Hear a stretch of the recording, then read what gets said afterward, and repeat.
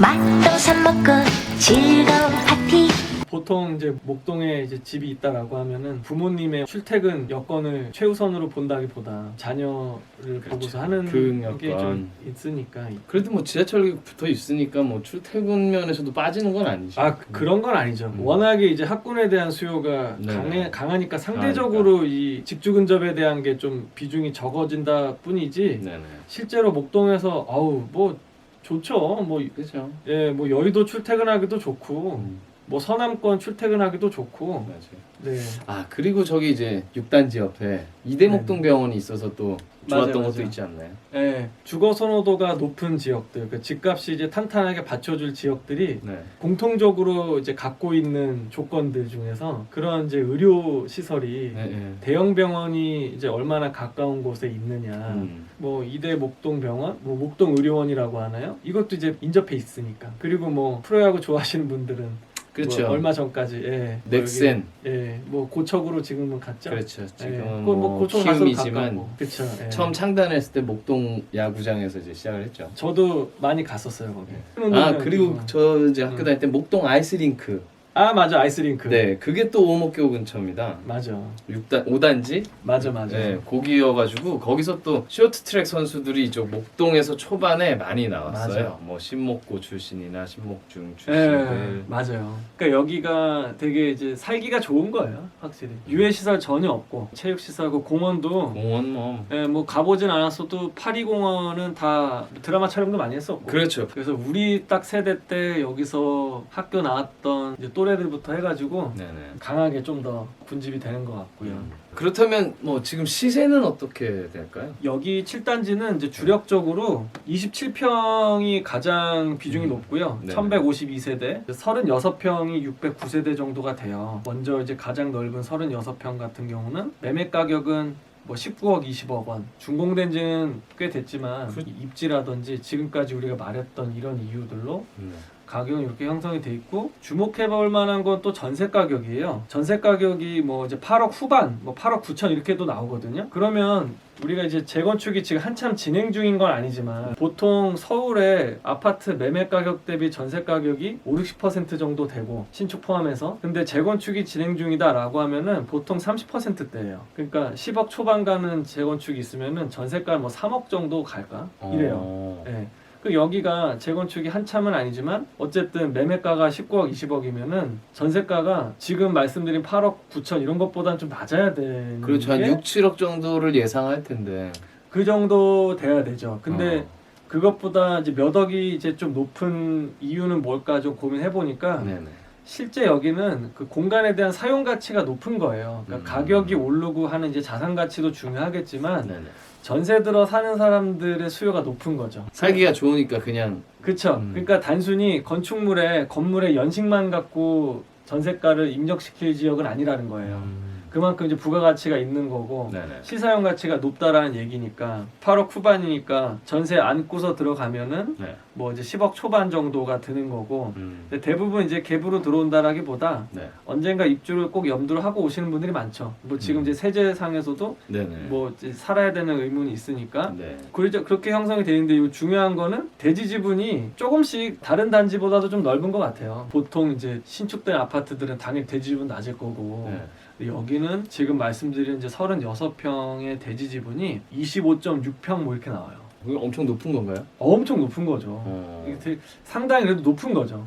뭐 이렇게 최고 높다 이런 건 아니지만 이 정도면 높지. 그러니까 이 건물이 다 철거가 되고, 네. 이 아파트 부지가 이제 소유한 사람들의 면적에 따라서 나뉘잖아요. 그렇죠. 근데 내 땅이 25.6평이 있는 거니까. 그러니까 재건축한다 그러면 이제 사업성이라고 하는 이 하드웨어가 굉장히 좋은 거죠. 저는 이제 여기서 만약에 실제 매입을 한다 네. 그러면은 물론 이제 제일 중요한 게 이제 나한테 돈이 얼마 있어 이거겠죠. 네. 그러니까 내 주머니 사정에 맞춰서 해야 되겠지만, 일단 뭐 27평, 36평 다 접근이 가능하다, 다 융통이 가능하다라고 하면은 네. 저는 이왕이면 36평. 왜 그러냐면 27평도 대지 지분이 물론 이제 동일 면적 기준으로 분양 면적 봤을 때 대지 지분이 되게 많은 편이긴 한데, 네. 36평하고의 그런 갭 차이가 대지 지분 놓고 보면은 평당가가 확실히 36평이 좀 싼 거예요. 그래서 여력이 되면 그게 더 접근이 날 수도 있을 것 같고. 네네. 물론 여기서 이제 한 가지 더 말씀드리자면 재건축은 아마 이제 지금 이제 생각 안 하시는 게 좋아요. 아직은 네, 아직은 뭐 너무 이르고 네. 일단 시간이 얼마나 걸릴지도 모르고 네, 그러니까 재건축을 보고 들어가는 건 아닌 것 같고 네. 조합 설립 이후에는 어차피 지위 양수도가 안 되니까 뭐 그 전에 뭐 차익을 남긴다든지 해야 되는데 그렇게 해서 목동을 들어오실 분들 거의 없을 거예요. 네, 교육을 보고 나 언젠가 이제 애를 여기서 키워야겠다는 생각하시는 분들이 그렇죠. 실거주 겸 그렇죠. 투자 목적 겸비해서 오시는 분들이 많으니까 아무래도 이 학군이 좋거나 이런 곳들이 보통 실거주 위주로 접근하시는 분이 훨씬 많은 것 같아요. 아 그렇죠. 왜냐면은 그거를 소유한다라고 하는 거는 교육이랑 아무 상관이 없으니까 그렇죠. 가격만 올라가주면 되는데 거기에 전입신고도 하고 해야 이제 그 주변 인프라를 느낄 수 있는데 그 인적 자본의 외부 효과 거기서 가장 큰 학군과 학교를 누릴 수 있다는 게 이제 가장 큰 메리트가 되니까 실거주로 많이 접근하는 거죠. 이렇게 이제 되는 것 같고 그러니까 이제 많은 분들이 목이 좋은 구축과 목은 좀 빠지지만 신축 이 중에서 이제 고민할 것 같거든요. 그러니까 이 두 개 중에 고민을 해야 한다라고 하면은 가격적인 측면에서는 확실히 지금 여건에서는 신축이 좀 더 올라갈 가능성이 높죠. 아무래도 이제 수요로 하는 이제 층 자체가 그걸 선호하니까. 네. 근데 이제 목동 같은 경우는 그런 신축 구축에 얽매일 필요가 없다. 네. 이런 생각은 좀 들어요. 신축이 들어올 공간도 없고 지금. 뭐 추가적으로 사실 요거 경인 고속국도 있잖아요. 네네네. 그게 바로 진입이 또 바로 가깝게 됩니다. 아 되죠. 또 인천 쪽으로 다니시는 분들은 또 편하다는 말씀 하시더라고요. 아 맞아요. 그 중요한 얘기 해주셨어요. 이제 서남권에서 이제 경인 넘어갈 때 네네. 5단지인가요? 아파트 항상 지나가. 여기 네, 그렇죠. 이렇게 여기부터 싹 이제 보이면서. 진입할 때 차가 막혀. 차 막히고 예. 서부간선도로 이렇게 뭐 사람들이 다 자기가 살고 있는 연고가 있고 꼭 이거를 자산의 의미로만 둘 게 아니라 그 내가 자라난 곳, 뭐 이렇게 내가 생활하는 곳들이 있기 때문에 네. 지극히 주관적인 거잖아요. 근데 그런 체증이 있을 때는 네. 아 그냥 여기 일로 이사하고 싶다 이런 생각도 많이 할 것 같아요. 그렇죠. 이쪽으로 다니시는 분이면 또 신월 인터체인지 쪽으로 금방 나가서 이렇게 또 한 네. 가지 또 제가 이제 느꼈던 걸 한번 말씀드리자면 네. 이쪽에 살면서 이게 네, 바로 그런 살아있는 얘기들이 좀 궁금해요. 네, 이쪽 목동. 네. 근데 목동 하여튼 유명합니다. 뭘로 유명하냐? 그래서 쭉 얘기하신 것처럼 뭐 공부 잘하고 부자들 네. 많고 이게 또 더 도드라지게 티 났던 게 바로 붙어있던 이쪽 화곡동, 신월동, 저쪽으로 뭐 연창동 이곳들이 사실 강서구는 그렇게 발전을 많이 못했었어요. 그래서 이제 빈부차가 꽤 많이 났던 걸로 저는 기억이 나요. 네. 그래서 이제 같은 지역 정말 찻길만 건너면은 바로 접해 있는 이 동네가 마치 뭐 외딴 섬처럼 오히려 뭐 저기 사는 애가 엄청 부자고 그렇죠. 여기는 좀 그렇지 낙후돼 있고 않고. 이런 사실 격차가 컸었거든요. 네. 근데 지금 이제 강서구 쪽도 많이 발전도 올라왔죠. 되고 많이 올라오고 해서 네, 뭐 가격이. 지금은 뭐 그 정도는 아니지만 예전에는 분위기가 상당히 그랬다는 거. 그리고 맞아. 오목교 그 아래가 또 판자촌이었어. 아 그래요? 그래서 이쪽은 현대백화점 하이페리온. 네네네. 근데 이쪽은 판자촌. 지금 아. 푸르지오 들어온 자리인가? 아 푸르죠. 그 거의 유일한 신축. 네, 예. 그 자리. 사실 뭐 어떻게 보면 도시가 발전하는 어떤 원래 단계였겠지만 그렇죠. 네, 옛날엔 그런 분위기가 있었다. 그런 분이 확실히 다리 밑에가 네, 다리 밑에라. 염천교도 맞습니다. 그리고 거기 이제 현대백화점 맞은편에 또 주차장 있잖아요. 네. 뭐 그리고 예전에 거기가 또 행복주택 짓는다 뭐 이런 얘기도 있었고 그리고 이제 얘기 나온 김에 앞으로의 어떤 그러면 지금 정해진 이런 재료들 말고 네. 교통 같은 경우가 이제 경전철 목동선에 대한 논의가 또 이렇게 얘기가 되잖아요. 네네. 그러니까 그거는 네. 신월동 쪽부터 해가지고 양천구청 지나서 예. 뭐 오목교 그 다음에 이제 SBS 방송국 지나서 네네. 이제 당산까지 이제 올라가는 이제 노선도가 있더라고요. 그래서 네. 여기가 이제 또 된다 그러면 네. 아무래도 이제 교통이 또 나아질 테니까 예. 그럼 이제 7단지는 요 목동선이랑 아주 직접적으로 나 있는 건 아니어서 그 윗단지가 또 좋아질 수도 있을 것 같아요. 뭐 전체적으로 이제 목동 자체가 가장 또 수혜를 입겠죠. 9호선은 사실상 조금 비껴가 있었고 그렇죠. 이제 2호선, 5호선 이후에 경전철이긴 하지만 어쨌든 또 연결되는 게 들어온다 그러면 가장 목동도 좋아질 것 같고. 약간 특이한 많은 사람들은 아시겠지만 1, 2, 3, 4, 5, 6단지 그쪽은 이제 일방 통행으로만 되어 있는 이 길.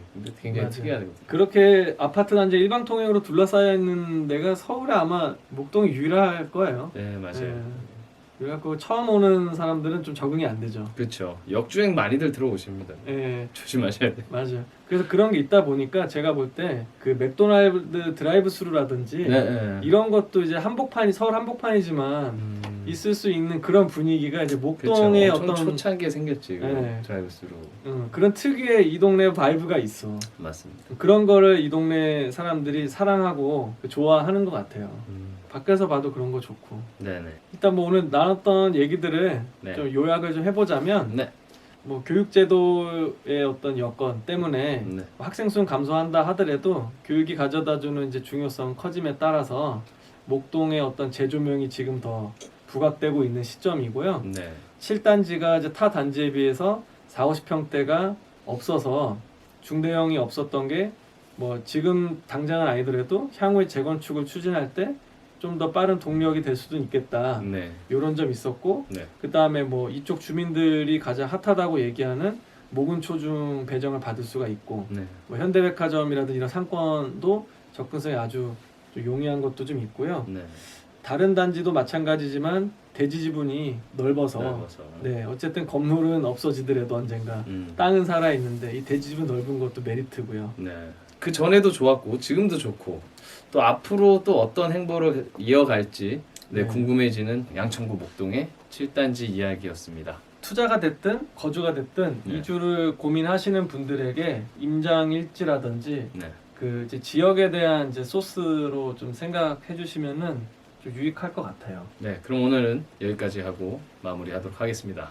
감사합니다. 감사합니다.